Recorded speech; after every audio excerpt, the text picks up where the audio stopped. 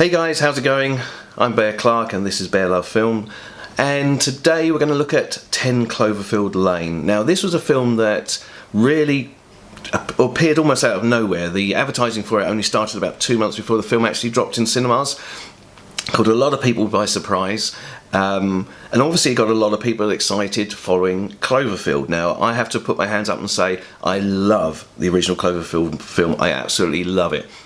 I'm not generally a fan of shaky cam found footage type films, but that one I think really worked.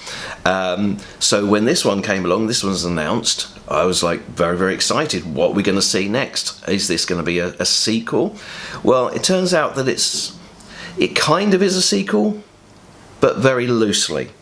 So came out in March 2016, made around about $72 million worldwide. Now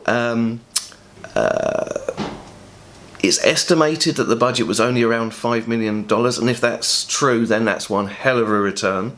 So the film company must be very pleased with that, and I was very surprised that they didn't start going into more films and more franchise. I know we've had the Clover Paradox, which was never meant to be a Cloverfield film. They shoehorned in a few bits and pieces to try and link it to the actual universe, and it's not really a good film. I will be reviewing it, but I wouldn't wouldn't waste an evening watching it unless you really want to. But anyway, 10 Cloverfield Lane by director Dan Trachtenberg. I probably absolutely massacred the pronunciation of that. Now this was his first actual film. He'd worked on the very popular Black Mirror series, and basically we have a situation where we have Mary Elizabeth Winstead, who's Michelle. She's involved in a car collision. She wakes up and she's in an underground bunker where she is being looked after, shall we say, by John Goodman, who plays Howard. Now she wakes up and there's handcuffs, and immediately we're thinking this is an abduction. As the film goes along and Howard explains what's happened, he's explaining that there's been a catastrophe, a nuclear war, the rest of the world is just uninhabitable, the air is unbreathable, but he's safe in his shelter, and he was on his way back to his shelter when he came across her crashed car, and basically he saved her, and she should be thankful for this. Now that's very important, this idea of being thankful, because it is more involved in the pushes later on of how the narrative moves along. As she starts to settle in, she's also introduced to Emmett by John Gallagher Jr., who is a very affable young man who is similarly there to having been rescued by Howard. And what we have is what seems to be a quite genial older guy who we know from some of the story he tells and some of the pictures around lost his daughter, who is taking the opportunity to actually bring in somebody else and look after them and try and make their life a good one. Now it's very obvious very early on that there's something not quite right with Howard. There's just something just a little bit off.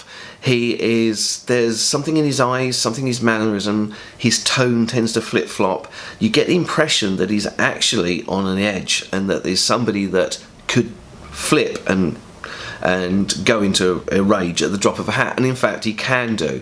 Now we're expecting a film where we've got survivors underground, and because of the Cloverfield name, we're expecting that probably they're going to try and get out and make a run for it, or the military are going to arrive, or we're going to get a lot of interaction with the alien or aliens that could be coming from the original Cloverfield film.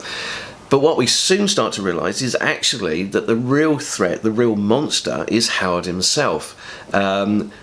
It wasn't a mistake that Michelle had a car crash. Howard actually instigated that crash so he could save her, and it becomes obvious that his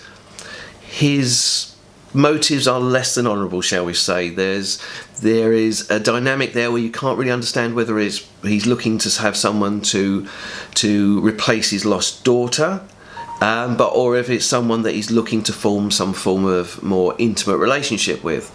Now, we also get the impression that he had a girl in a similar situation before who also wasn't his daughter, and it becomes very clear that this guy is very unhinged. Now, Michelle realises this, she needs to get out, and she makes several attempts to. And one of the things I think is great about Michelle's character is that she is not a dumb girl that needs, a knight in shining armour to save her. She's smart, she's sassy, she's courageous. She isn't one of the horror film tropes of a woman that stands there and screams and doesn't know what to do until a man tells her to do. She knows exactly what she's got to try to do, and she tries it. Repeatedly she tries to escape, which gets Howard fired up. Now, I have to say, John Goodman, oh my God, that is a scary guy when he's on form. Now, a lot of time in films, you don't necessarily see Goodman's frame used to such an effect, his physical size, but he is a very broad, solidly built guy. And with his tone of voice and his presence, he gives an amazing amount of menace to the film. And it's a real psychological torture to Emmett and Michelle when they're stuck in there with him. Now, I won't go too far into that as well, as although this is like a spoiler review, this is a film I definitely think you should see. The plot is fairly thin because it doesn't need to be any more complicated, because the complications come from the interactions of the characters, and they are very good.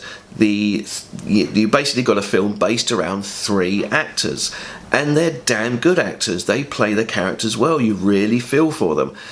John Goodman is absolutely on fire in this role. I've often liked John Goodman. I've thought he was very good in a lot of different films I've seen, but this film totally blew me away. I mean, this was a film that I thought, that guy should be up for an Oscar. That's how good he was.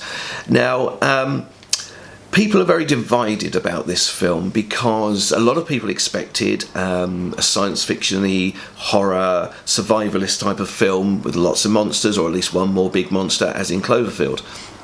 So when they didn't get that, or at least they didn't get it for the first 90-odd% of the film, they felt like they'd been missold. But to be fair, there's no mention of any creatures in the trailers. Although it has the word Cloverfield in the title, there is no actual reference in the advertising or the posters or the trailers to say that this is a monster movie or a kaiju movie, as some people would like it to be.